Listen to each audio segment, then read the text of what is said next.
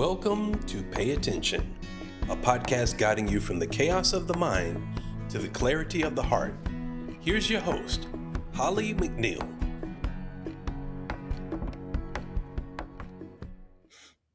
Hello and welcome. Well, we are well into season 2 with our third episode today.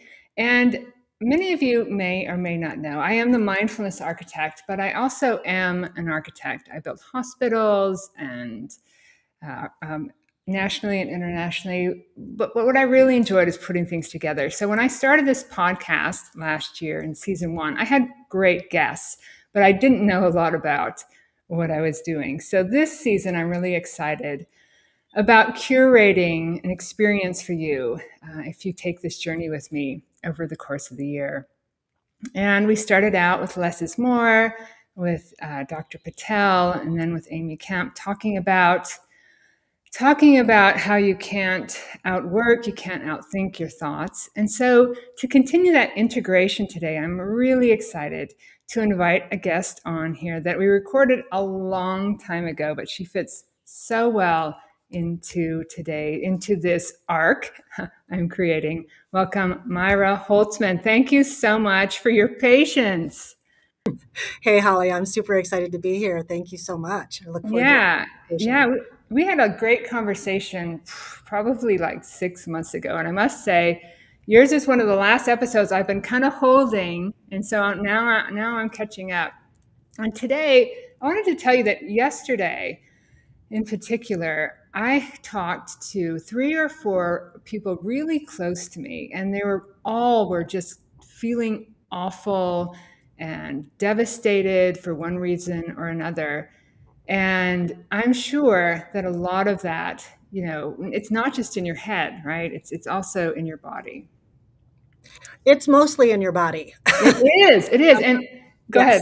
It's mostly in your body, and our thoughts are going to almost immediately, if not instantaneously, dictate how we feel in our body, our connection to our body, and also like the functioning of our system. So we all know this, but the more stressed out you are, the less great that you feel. And when you have these concurrent thoughts that keep circling around and ruminating, your health is going to deteriorate. Your physical health is going to deteriorate. Yes, and that's what I'm seeing with these guys. And actually, we did meet in the studio, so we're going to play a recording here in just a bit. But just a bit of a teaser.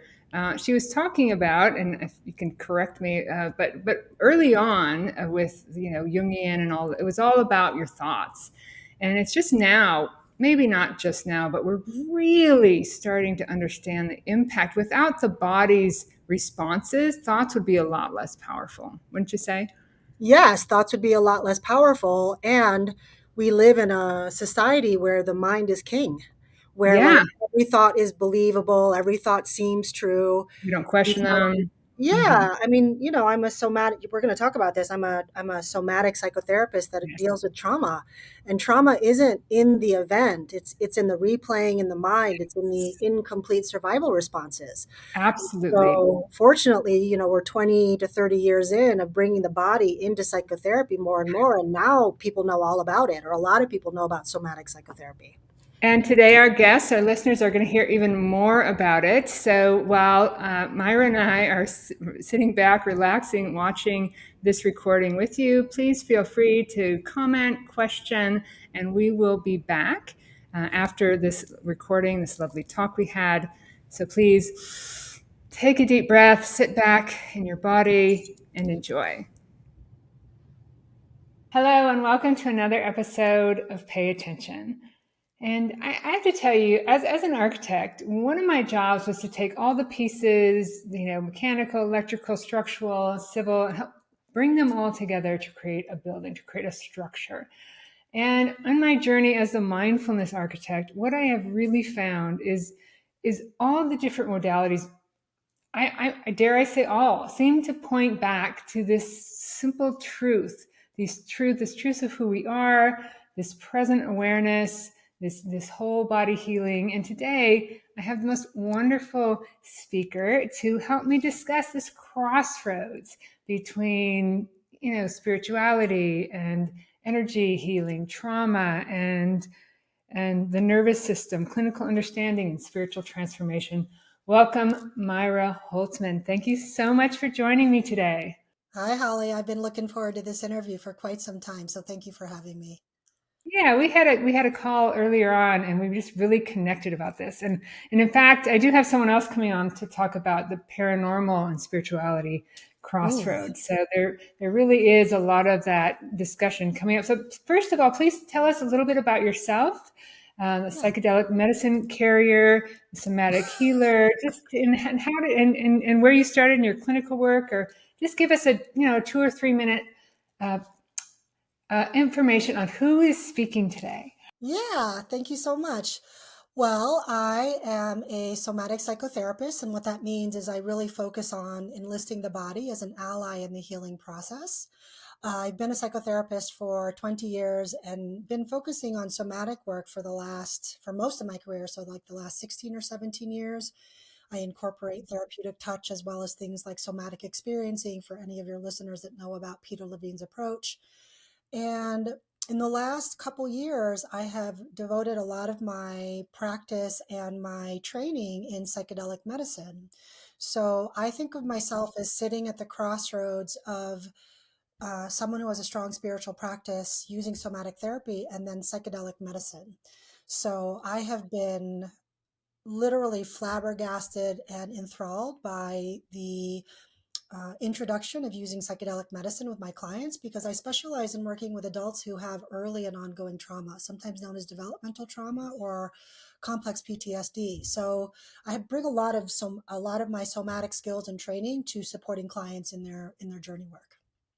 Just for those listeners that don't know what somatic means, I know I've heard you use the word, or I've seen on your literature the word bodyfulness versus mindfulness. Can you just give a quick intro on what somatic means? Yeah, so soma, the root word of somatic, pertains to of the body as distinct from the mind. So a lot of Mm-hmm. psychology early on with forefathers like Freud and Erickson and people like that, they did a lot of thinking and talking. And so cognitive behavioral therapy was kind of the gold standard for a very long time and is still considered the gold standard when it comes to psychotherapy. But Mm-hmm. what research has found is that when people have experienced trauma, especially early trauma, so trauma is defined as any event that overwhelms the body's or the nervous system's capacity to integrate it, and then it changes Mm-hmm. nervous system functioning for the worse. So when we Yeah. include the body as an ally in the healing process, most of what I'm doing, to be honest, is I'm listening to my clients, but I'm more tracking what's happening in their body. Are they looking at me? What's their posture like? Is it open or closed? Is their breath rate? Are they breathing at all?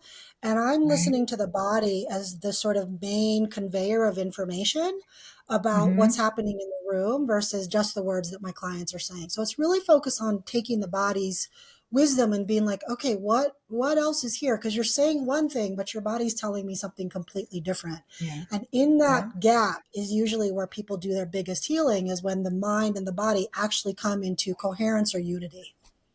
Yeah, that's thank you for that beautiful explanation. And I truly believe that the thinking, thoughts are merely those thoughts. It's the body's reaction and the chemical makeup that we've created from all those thoughts that reinforce those and make us react the way we do. And often we don't think before we react because the body's jumping in. So I Correct. really, yeah, I really love that. And so you mentioned psychedelic medicine in treatment, and tell us a little Yeah. bit about that. Yeah, so I live in Colorado. My practice, Somatic Therapy Partners, is based out of Denver. So in Colorado, there's two medicines that are currently legal or decriminalized. So ketamine is considered part of the psychedelic medicine world, and Hmm. ketamine is really helpful for people who have hard to treat depression. So people who have really struggled with depression for a long time. And then the Hmm. other medicine that has been decriminalized, which means that if you were walking down the street and someone found, police found you with a bag of mushrooms, you wouldn't get arrested because it's decriminalized, but you can't sell it. So as a result, one of the things that we as therapists are allowed to do is facilitate psilocybin or magic mushroom journeys. And Okay. those are a very different medicine than ketamine, but that's what I mean by psychedelics. And then, of Okay. course, in the broader scope of things, there's a lot of different medicines that are out there that are currently getting researched. Things like ibogaine and MDMA, also known as ecstasy, in terms of street language. And then, a number ayahuasca is very well known in the Yes. media. Yeah. So those are the psychedelic medicines that are Yeah. legal and allowed here in Colorado. I love hearing that. At first, even with marijuana and CBD, it was just made illegal so quickly by the tobacco industry, just to keep their big stronghold on that Yeah. industry, and the health benefits of that was overlooked for so long. Yeah. And the crossroads between psychedelic experiences and spirituality, I've heard it described as, they're similar, but the psychedelic is more below your thinking, where the spiritual is more above your thinking. Both are away from thinking, but Yes. the psychedelic is temporary, right, and the spiritual eventually opening to your true nature, finding that space between your thoughts, emotions, and feelings is more permanent. But that description makes sense to me. I do think they're very similar, but I would love to hear your opinion on kind of spiritual awareness and awakening and kind of unraveling their neural net through meditation versus the psychedelic experience. Yeah, so you could certainly get to what are considered altered states or consciousness expanding state, which is the pathway that psychedelic medicine takes the person, and particularly their brain and their brain functioning. Mm-hmm. And that's really awesome. And I also don't know how many people have a lot of time to be in modern life when you're trying to, make sure that everyone's getting fed and everyone's needs are getting met. If people have time to be meditating upwards of 10 to 20 hours per week. I'm really happy if I get in an hour a day for 4 days a week. That's like an amazing That thing is a for me, lot. That's a lot in right? this world. Yeah. Mm-hmm. It is. It's a lot. Mm-hmm. And so psychedelics are kind of a pass through. It's kind of like a shortcut to get the brain to those expanded states of consciousness Yes. that meditation can certainly bring. And psychedelics are not for everyone. We could get into that if you wanted, but the thing I really love about psychedelic medicine, and I've been a trauma therapist for 20 years now, and I've been working slowly with my clients, because what happens to someone, especially when they're young, sets the tone for the rest of the person's Yeah. life. And Absolutely. people don't know that. They don't know that in the first 3 years of life and then Yes. ongoing, if you grew up in unsafe or adverse conditions, Which that sets 80% of the tone. people do, by the way. Sorry, go I ahead. know, exactly right. Crazy, I know. So many people don't realize that they're Yeah, dealing with the impacts of trauma because this is just the way that they've always been. right. So psychedelics help bypass the survival self and the egoic mind, which is very narrow and feeble, quite frankly. And it Yeah. opens the person up to a world where they're not just themselves. They're not struggling with their weight or drinking issues. They're not struggling with, inner narratives that are really caustic and really hard on Mhm. themselves. They kind of get freed from that aspect of their experience so they can actually experience the truth of who they are, their true nature, Right. without all the distortions of narratives and a survival-based physiology. So that's what psychedelic medicine is. And the way that I work in that field, especially with mushrooms, is Hmm. that we consider mushrooms having a consciousness. Long before humans were ever on the planet, there was mycelium and they were fungi, and there's a consciousness to it. And so when I'm working with clients in the psychedelic space, I'm encouraging them to partner and connect with the medicine even before they arrive for their journey, so that they can start their inner healer and the medicine can work together to create the highest and best outcomes for their life. Hmm. Yeah, well, with two things. Well, I can remember the second thing, but everything has a consciousness, right? Everything, when you look at that when you get to the kind of the opposite end of what I call all those thoughts and that trauma and all of that chaos in your head, everything is a vibration. Everything is that energy, and that we're trying to heal. And so yeah, I love that you bring the medicine into that and then ask people to kind of connect with that. But how do they bring that what do the whatever the information they learn or the healing from that experience back to kind of the normal mode for living.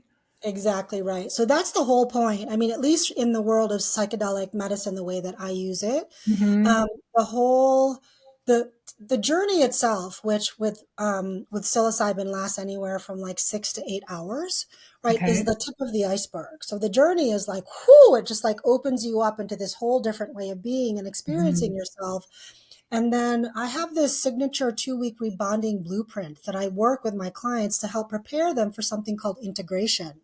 Okay. So the reason why I focus, I mean, further out than the 2 weeks, but from the time that someone imbibes, the mushroom tea to those 2 weeks afterwards, the brain is in a very special, it's called a critical learning period, where it is more sensitive to your environment such Okay. that they can mine for the clarity and the things that happen in the journey, and then more easily pivot towards those better habits or more truly aligned, authentic self habits that they wanted to create maybe for a lifetime.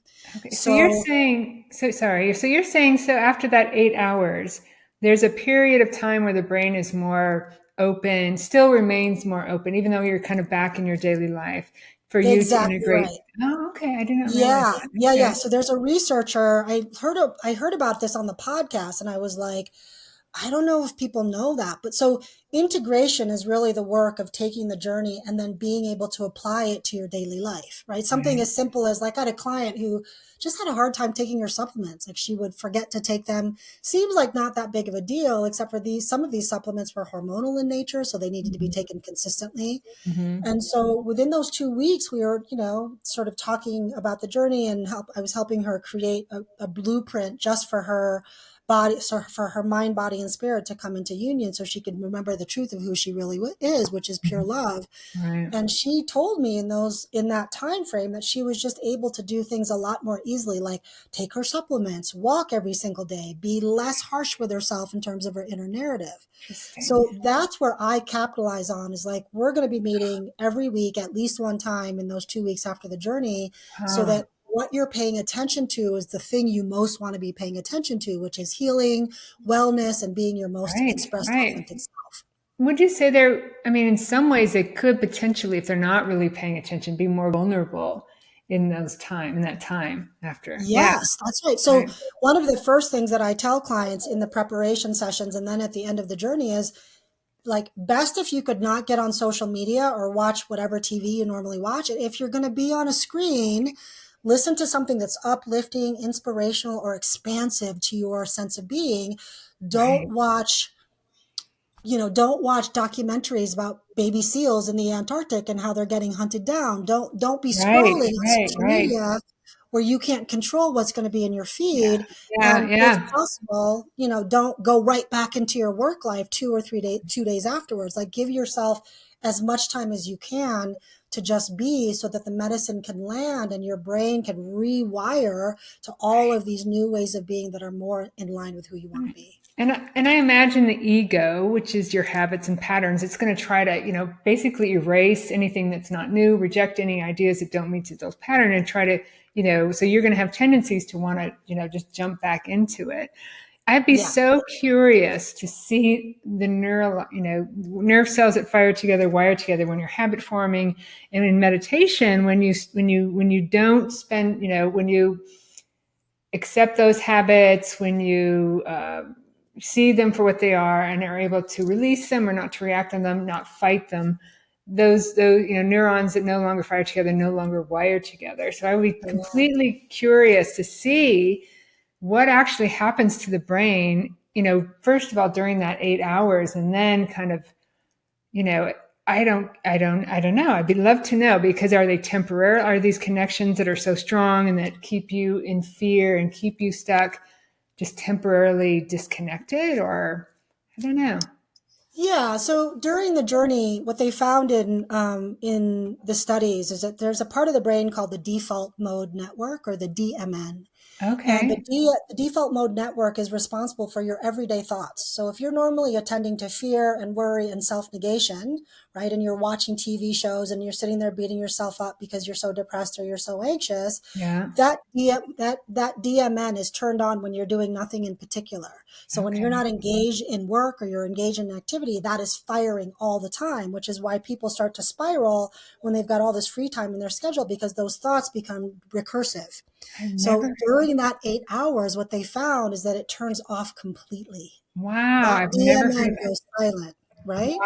And Wow. so when that goes silent, all of a sudden people, and this is the reason why I do psychedelic journeys, is Uh-huh. because I watch people in a 7 hour journey fully come home to themselves. And I'm making this motion, this centering line from my nose down to my sternum, Mm-hmm. because all of a sudden, without all of that noise of how they suck and how they're never going to be good enough and all these other things, they're like, they have space and they've got this healthy form of detachment from the things that they've either experienced or the way that they normally experience themselves.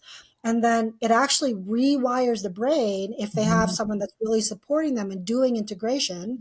And Right. if the mindset and the setting going into the journey was well curated and they were well prepared, so that again, in those 2 weeks and then beyond, everything about everything they ever wanted to do simply just becomes easier.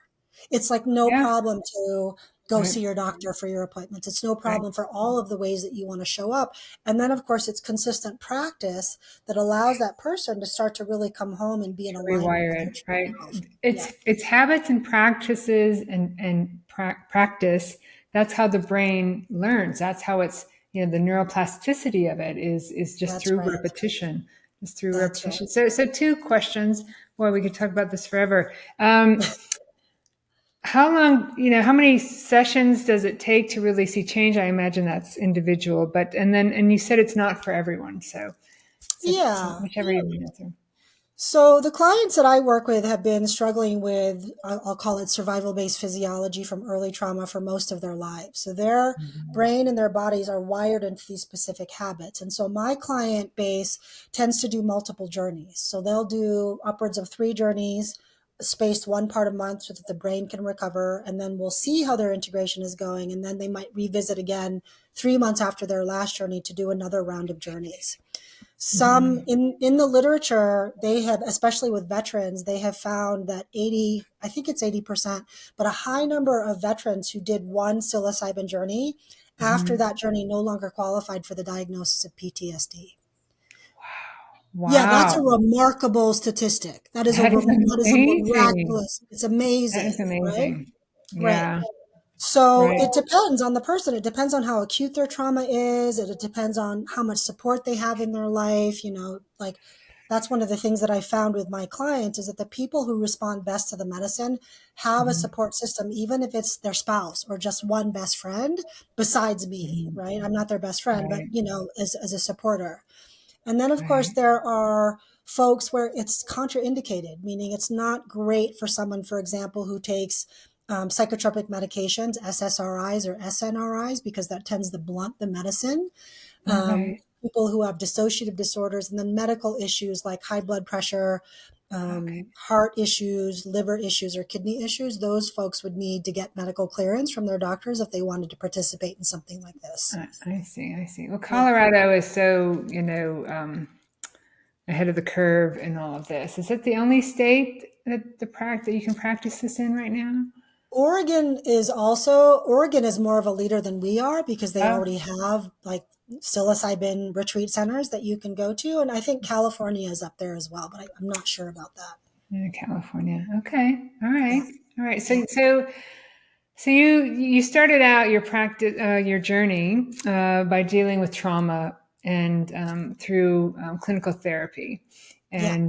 and I've heard it said that the clinical therapy more puts people in a box, right? You have to almost have like a diagnosis where mindfulness or meditation and even in the psychedelic arena as well is really about kind of uncovering who you truly are. right? It's more of Yeah. a spiritual journey than therapy. I don't know. I mean, is it a combination therapy? And people need to understand their trauma. That's for sure. Yeah. But I mean, I there's, as with anything, Western psychology has its benefits, and mhm, it also has its drawbacks. And one of the drawbacks is that it's a very pathological model still, mhm, right? So meaning they're going to want to assign a diagnosis and they're going to treat you from that diagnosis yeah, versus something more broader, or with a clinician who has more training, who has a wider menu of training. I mhm, mean, where they can see you as a spiritual being, they know that you're a spiritual being, and trauma has just kind of covered over the truth of who you are. And that's right, kind of the lens that I operate from. I mean, I'm yeah, consistently telling clients the truth of who you are is pure love. It's where you came from and it's where you're going to go back to. And then life happened to your body, because we live in this dense body where, the brain gets really patterned, the body gets really patterned. And the goal of it all is to come back home and to remember the truth of who you are. yeah. And that some people you try to say that to, and it's like they can't see it, No. right? I mean, a lot of people that you talk to them, and it's like when you are so locked up in all of that, you really can't see anything else than the fears and the habits and the patterns. That's And right. I mean, I started there from a very low point. And that, I mean, why is an architect talking about mindfulness? And that's exactly why. I hit Yeah. what's now being recognized as the quarter life crisis from exactly what you talked about, trauma and creating habits and patterns to survive from. And it took me a while to start to see again through meditation. I teach, if you don't have time, to do it 1 minute 6 times a day. Just watch your mind. And Nice. so yeah, and so that everyone has 6 minutes, I would hope, and that starts to create the path, the pattern to watch. But what you're suggesting or what you're offering is, I mean, first of all, you have to be ready for it. You have to get to a point where I don't know. I mean, the point where you can see or start to understand that you're more than your conditioning. So, Yeah. so do you find clients that are? I mean, I don't know. How do you know if somebody's ready, or what do you say to someone who's curious about that? Or Yeah. So first off, if someone's curious about psychedelic medicine, then there's motivation for them to heal or to feel differently. And that yeah, motivation can really go a long way. So the people that show up for my free psychedelic assisted psychotherapy education workshops where I talk about psychedelic medicine and preparation and all of the kinds of things, hmm, they already know that life can be better, and they're just trying to figure out what the pathway is, right? So that's the right, first right. They point. already know. They already know. So does that mean they hit Right. that low point, or they've done some work already, or just Yeah, different? most of the people that I have come into contact with that are interested in psychedelic medicine have tried a lot of different things. And the Hmm. clients that are attracted to working with me have literally done all the things, including shamanic journeys, including ayahuasca and psilocybin. But the Okay. container of the who carries the medicine is really important. So I'm asking my clients, if they're interested in it when I see them stuck. It doesn't matter how much they meditate, how much they practice self-regulation skills, how much they practice self-compassion. They're just like, I cannot get past this pattern because it's in my body and it's influencing my mind. And Hmm. then they do a journey, and I watch them come home, and it's like it like dawns on them. It's literally like the sun rising, and it's like, Yeah. oh, and all of a sudden they have. So one of the metaphors I use is, if you take a diamond and you shine light on it from different facets of the diamond, you're going to see different colors and different prisms. Yes. So psychedelic medicine allows the light to be shown on different facets of the person, so that they can be like, oh, I'm not just my stories of being a trash person or being a total asshole or a total bad person, excuse me. I I can know. actually see that, like, I'll speak for myself. My survival response is always fight. So I'm really good at like confrontation and like, oh, you want to go? Let's go. Like, I don't freeze up, and I certainly don't run away, right? And I was in Right. that pattern for a really long time. Mhm. And my own use of psychedelic medicine, especially in ceremonial context and in group context, really helped me see like my worth and like how lovable I was and how loved I was. And Wow. I don't know if I could have gotten it any other way, because it's so compelling to be bound to fear. It is so Yes. compelling to be bound to fear. It's And so, it's like, well, nope, yeah. this is it. Yeah. Well, your brain's trying to keep you safe. That's, that's how it's a computer, and that's how it's set up. And I talk about people either, it's all about seeing. It is all about what you can see. I talk about either being entangled in your thoughts and your patterns or looking at them from the place of awareness. And I Correct. personally have not ever done any kind of psychedelic journey, but Yeah. I have experienced those moments when I look at it like, wow, okay, that's not who I am. I can, Yeah. and you just see things differently and you get those aha moments. And I remember the day, it's like, wow, Holly is the name given to this experience, to this love, to this conscious awareness when I was born. But the wisdom was there long before. That's right. So what tip do you have for someone who's interested, and what can you leave our listeners with on, kind of, if they want to learn obviously you have your free uh, Free uh, workshop. workshop. Yeah, that's Yeah. the free workshop. But what tip can you give somebody just today about, trying to find that understanding, or to see kind of who they are a little bit differently? Well, the skill that I teach almost 100% of my clients that walk through the door and then I remind them of it, I call it joy spotting in the body. Okay. So this is kind of the way it goes, and you can do it with me if you'd like or not. Okay. Okay. So what I ask, so I'll just invite you in the last week, I want you to think of a good enough or pretty awesome moment.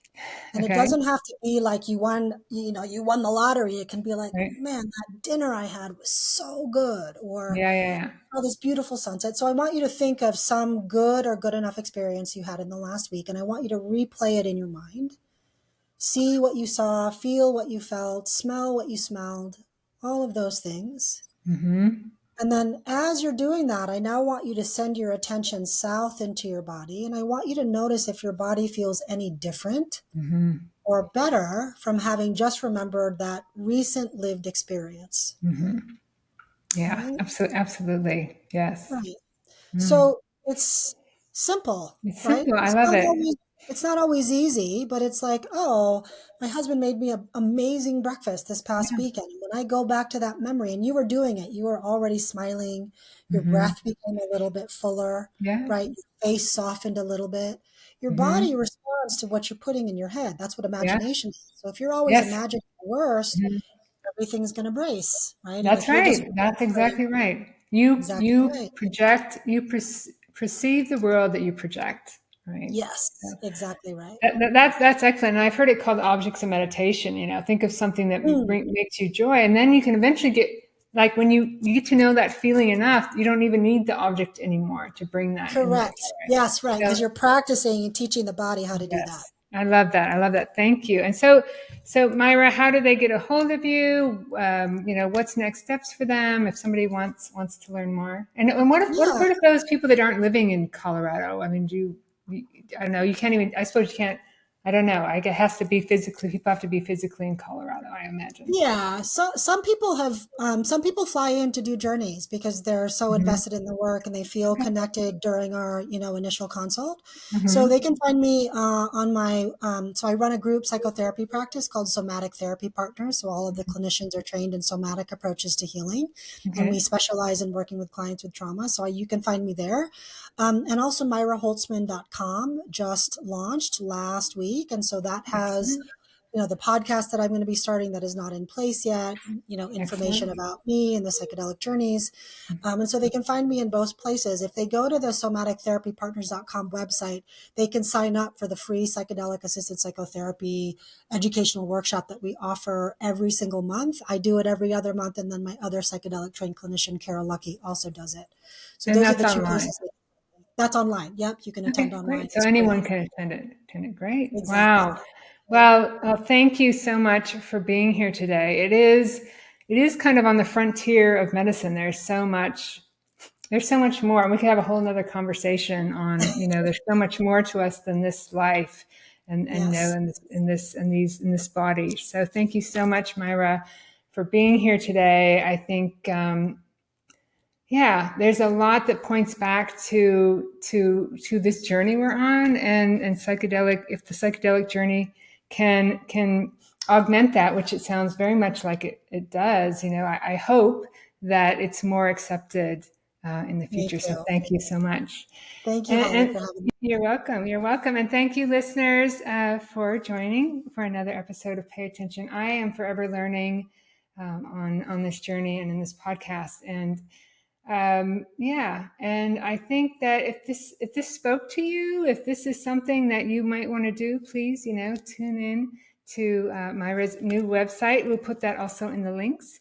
And we're going to have a few more conversations about other crossroads, back to your true nature, to that peace, and to that love that you truly are. So stay tuned and join me for another episode of Pay Attention. Wow. Wow. It was so great to go back and listen to all that. We're in the background and you can just, it's like, yes. And it's funny to watch yourself because you're like, say this, say this, say It this. is. And I wish I had, usually I have a pen and I write down things that I want to bring up afterwards. So I have a couple of them. First that, I remembered it by DAM, DMN. Like, damn, that's the part of you that keeps you stuck. Yeah. Yeah. And nobody knows about this. We talked about that before. Why aren't, there's just some simple stuff that we need to know that. Yeah, you know what's so funny about the default mode network that I was talking about that in that episode is I was giving that education to a client who is preparing to come and do a journey with me, and she was like, "Oh, my demon mind." Yeah. And so she took it as demon because her thoughts are so self-negating and catastrophic. And I was like, she also, she's older, she's not working, she's a grandmother. Like, so she's in her demon mind all the time. And she's like, well, no wonder I'm depressed. No wonder it's hard for me to get out of bed. I was like, yeah, because you don't have enough social engagement in order for that DMN to go quiet, even just for a little bit. And we Yeah. know that social engagement, like Mhm. warm, meaningfully connected social engagement, expands our life, increases our vitality. And so this is why it's really important to have at least one safe person in your life that you can talk about journeys with or be yourself with. So Yeah. yeah, demon Yeah. mind. Well, speaking of the demon mind, it leads me into the second piece I remembered, I don't think that's a word, but the truth of who we are. I mean, ultimately, I am fortunate enough, I get, with gratitude to have those many hours to sit in that silence. So I've experienced a lot recently, even since our recording, what we were talking about. And most recently come to realize that the good, the bad, and the ugly are all from the same life source. That same life source, that all love, it all comes, that's that connection. So when you can realize that and embrace those negative experiences, you no longer fear them.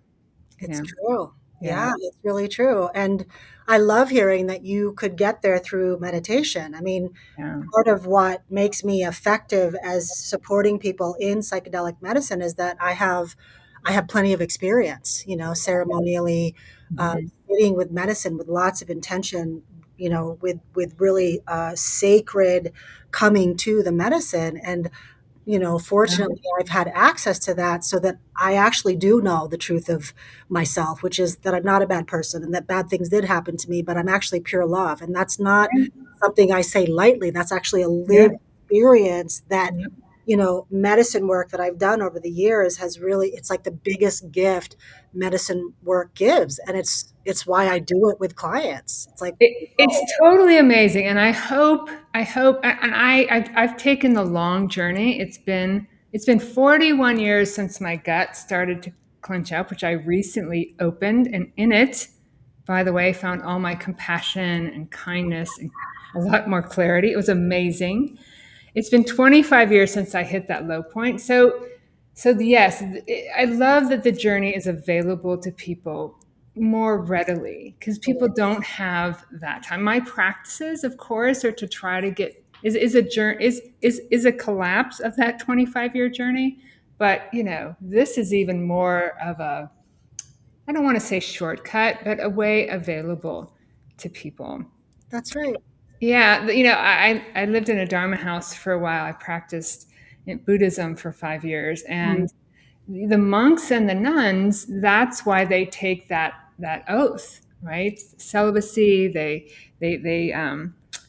shave their heads. They, just very, very plain clothes to try to get rid of all of those distractions. That's right. Right. Shedding the ego. Shedding the ego, right? Yeah, I've recently, it sounds crazy to maybe some people out there, but I've recently witnessed a collapse of the ego.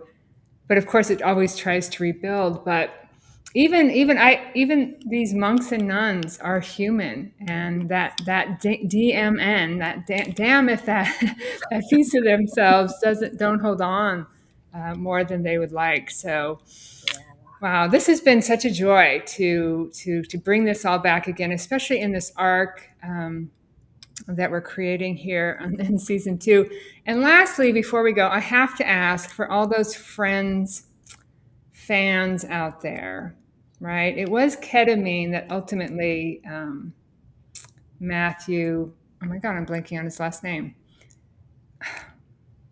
Matthew Perry died of. Yeah. Right. Yeah.